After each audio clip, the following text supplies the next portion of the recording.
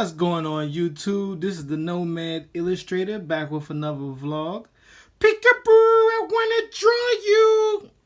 I'm gonna show y'all how I would do some watercolor painting, and I tell y'all some more stories of this while I'm doing this drawing. This one really turned out good. I really like how this one turned out. It's gonna go in my baby decor shop. If you got a baby or you're expecting, check out the Redbubble store. The link gonna be below, called Cuddly Babies.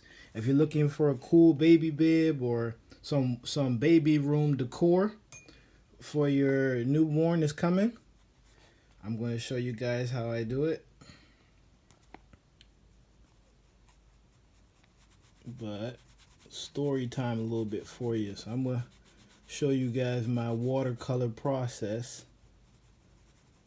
Just want to kind of be a little bit light. I'm kind of learning how to be a little bit light with the paint when I'm doing it. Kind of make it look really connected. There we go. There's the mom with her newborn.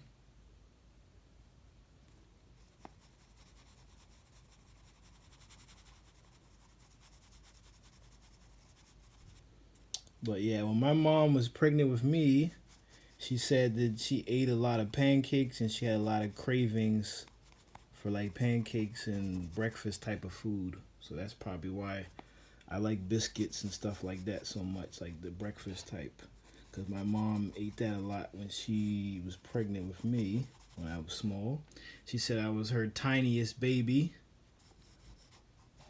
And quietest baby. I believe I was the tiniest one, and I was the quietest one out of her children. And all of my siblings are into drawing like me, but I'm the one that's like really deep into it. So, if you're a mom out there and you got any suggestions for a drawing that you want to see in the store on a particular baby bib or clothes, put it in the comments for me. And I can see what I could do to add it to the Cuddly Babies decor shop. But yeah, my great grandmother used to babysit me, and she was a really cool lady. She used to make really good pound cake. And I was like, that was my babysitter, my great grandmother, and she was from like North Carolina, so she had like really good baking skills and cooking skills. And I used to hide the graham crackers from what they tell me. I barely remember that time period. But I used to hide the graham crackers and stuff under the bed when I lived with her. And I was like, man, that's crazy. Like they put me like a little playpen. That's what it was, a playpen. I used to hide the graham crackers in the playpen and, move around like that. Pretty wild kid. I remember being small and drinking my great grandfather his beers out the fridge when I was like 5 years old. They babysitted me for years since I was like an infant all the way until I was like 6. I started to get a little bit bad, And he had a big pot. This dude had a big pot belly. My great grandfather, and he come in the room and he was like, hey, who been drinking my beers?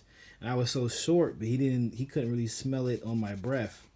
A pretty sneaky kid as a 5-year-old, But she was my babysitter, my great grandmother. She was my babysitter from infancy all the way till like I was like 6, so I went to school, like 5 or 6 years old. She was pretty cool, but she could really bake a mean pound cake and cookies and stuff like that. But she was from Shelby, North Carolina, and she just used to tell me like a lot of stories. She had 12 kids. From what I understand, she had 12 kids.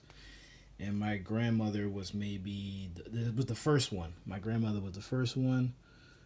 And, my mom was number 7 of 9 kids. But yeah, my mom said I was the quiet kid, and I was kind of on the smaller side from what she told me. And but I must have really enjoyed the pancakes in the womb because I like pancakes to this day. Don't eat them as much as I used to though. You know, almost 30 years old, so I don't eat them as much as I used to. If I had to choose between breakfast food, I would pick biscuits over pancakes any day. I just like the crunchy and fluffiness of the biscuits. This is turning out pretty good. But yeah, I remember when my sister was small. That was an interesting scenario because she cried a lot, you know. She cried. I was in school already and she cried a lot and it was interesting. I don't know if I ever taught any of them how to draw cuz like all of her kids pretty much had like an affinity toward art, like a natural affinity. So I think they kind of like picked that up on their own. And my grandmother used to draw, so it was really like in the family, like the interest in sketching. But I think a lot of people got it in them to draw. Is just the interest level. It has to be high if you're gonna like make cool creations and stuff. I started off with stick figures around preschool or kindergarten. I started off with stick figures, and just always had this like vivid imagination, and it used to get me in trouble a lot in school because I would be like daydreaming a lot. I was one of those kids that would daydream and always be thinking of new characters and drawings. Man, you put some Dragon Ball Z or some Courage the Cowardly Dog in front of me when I got older, man, I couldn't stay away from the cartoons. I watched literally pretty much every cartoon that was coming out in the 90s, in the 80s, like everything from that era. And my dad was very into like Tom and Jerry. That was from his era. So, I grew up watching that type of stuff too.